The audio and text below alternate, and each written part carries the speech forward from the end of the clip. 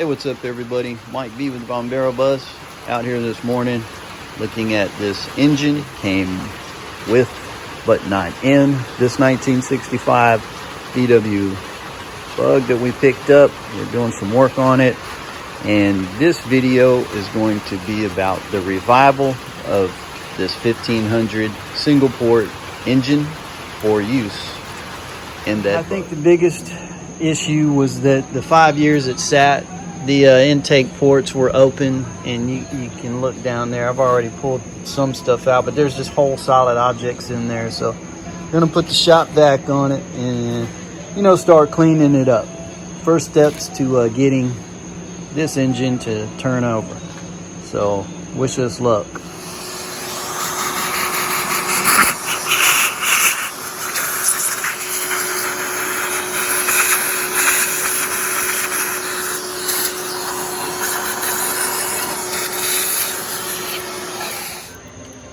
There was a lot of water in this case, as you would imagine, sitting around for 5 years with the intake ports open. And when we checked the dipstick, it was way over the top line. Check it out. Original single port manifold. Blew some air through it, had some good travel. Pretty sure that the heater risers are clogged on both sides. It's not uncommon. You know the trick, you can take the drill and a cable and bore it out. Had to do that on my brother's. It's got the old style oil cooler that sits inside the shroud instead of the doghouse one that is mounted further back and sitting in its own little doghouse. And the reason they did that was to move it back and keep it off the top of these cylinder heads where this one is, and is prone to blocking airflow to them and overheating them. But I'm not going to beef this up. It's a stocker. I don't see any issues with that. It turned by hand very good, and what we did was run it through and check all the valve clearances. The lash on them, we didn't put a filler gauge in them, but all of them felt good to what we know, except number 4 valves were tight. But I couldn't help myself, wanted to take a minute to just mock everything up. So I did put the fan shroud on it. You can see it's covered the oil cooler, which is inside of it now, and it doesn't have the doghouse cooler back here, and that's okay for a little stocker. I am gonna have to rebuild this 30 pick 2 Solex, and that's what we're in the process of doing now. If you ever use the Berryman Chem Drip, there's an idea of what you can get. I've just pulled this out. I mean, that stuff still needs some work, and I left it in there overnight. I left it in there for 12 hours. But you can see I've still got some cleaning to do, hand cleaning to do on my own. There's some of the pieces that went ahead and did that too. But should be able to get it good enough to bench start that engine out there. So there it is, the 30 Pig 2 Solex rebuilt, sitting on the manifold. At least it's done. One thing I noticed was here, this was plugged, and I don't know if that leaked in the past and then they put that on, or if that was a preventative measure to get proactive about it in the first place. Either way, there it is, it's on there. Got that done. Got the valve train cleaned up a little bit. Now with all the lash set, covers back on, valve covers, and a new gasket kit. Finally got to the compression test. Got lucky. A buddy of mine had one of these for me to use instead of pulling my tranny out. So so far we're not as lucky as we were on that Type 4. We got 40 out of 1, 42 out of number 2. Now we're on number 4. Let's see what we got.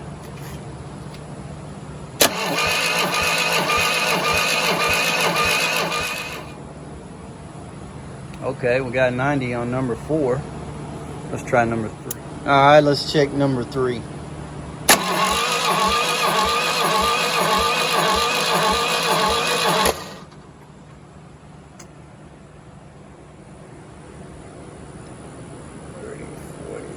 About 51.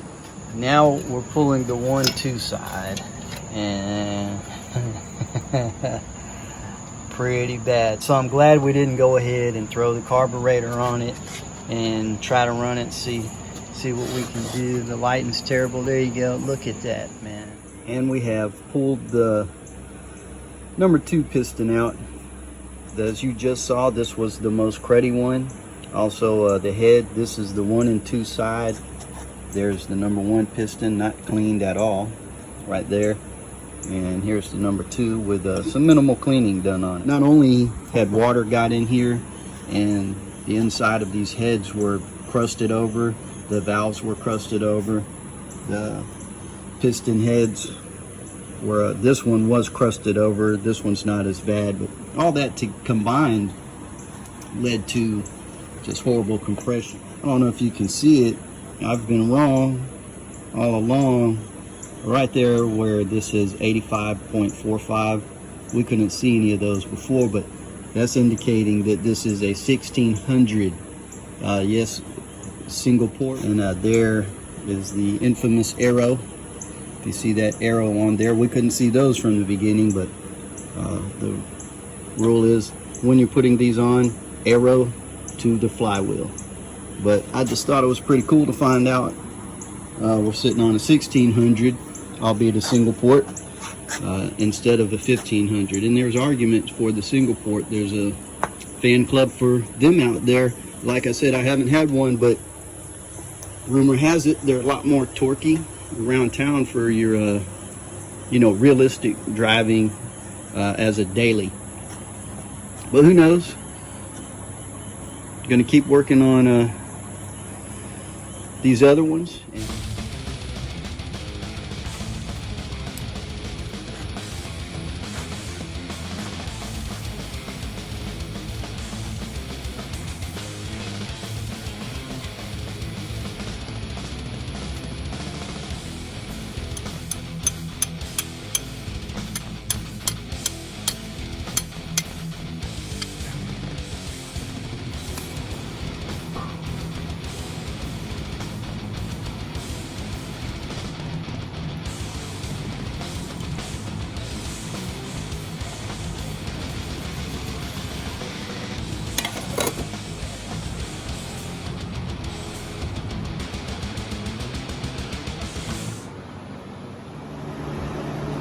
All right, so I'm going to fast forward you through the parts cleaning process, which is what went on. We did take it apart. We cleaned the heads and the pistons, etc. Just good enough to try and get this thing bench started. And some of you will say, man, with that type of compression pour, when you had it apart, why didn't you change the rings, etc.?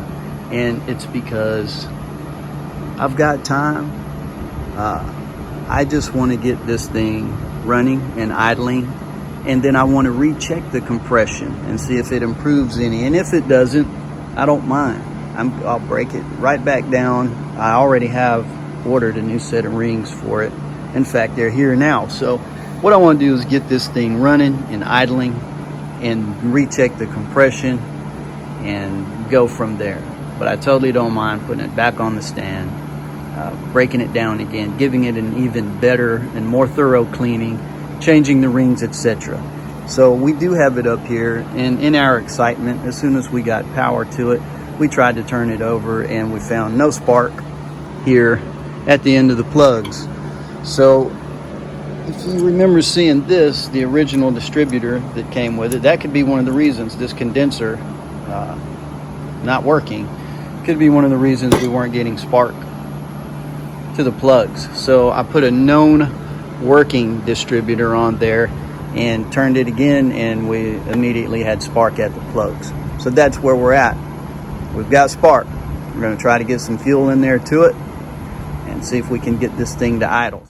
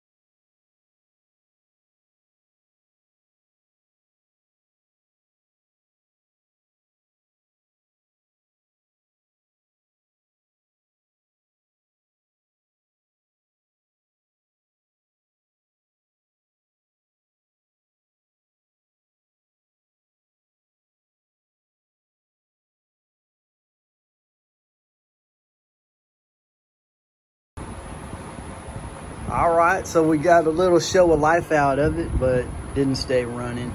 We checked, had good battery. It seemed like it wasn't getting fuel, and the filter was backing up also. So we checked it up here at the fuel inlet valve, and the pump was working. Actually, the first pump that you saw on it wasn't working, so we put this new pump on it, and it is throwing it out now. The problem is it wasn't getting past the fuel inlet valve, so we popped the top off the old carburetor.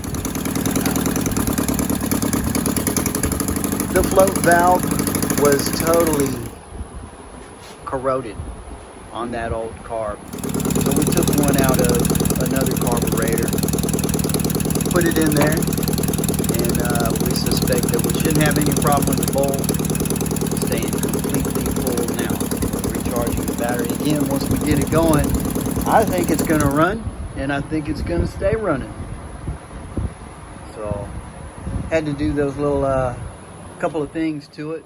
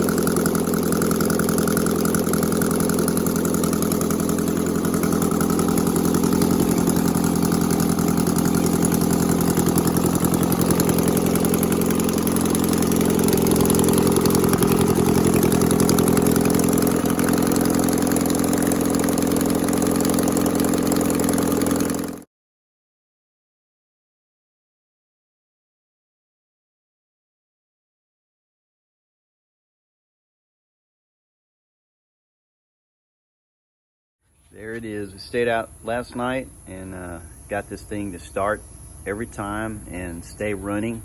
It's not completely tuned, and in no way am I claiming it to be. But that's not what this video was about. It was just about proving that we were going to have a viable engine to go inside of Jimi Hendrix when he is ready for it, and I can get him on the road. And that's what it's all about, driving these cars. I love to drive them. They're unlike any other driving experience I've ever had, even though they're pretty slow most of the time. But don't forget how beautiful they are. I mean, look, even something like this bus that was intended to be a box on wheels, so to speak. They still found a way to get these beautiful lines and curves and flow inside of what was meant to be a box. Even the rooster, the later ones, look at that. You know, it's just a beautiful sight, and it's obvious on you know, the bugs and the gears. I just think these cars, they're kind of like the perfect balance between artistic expression and mechanical satisfaction. So that's what we're gonna do.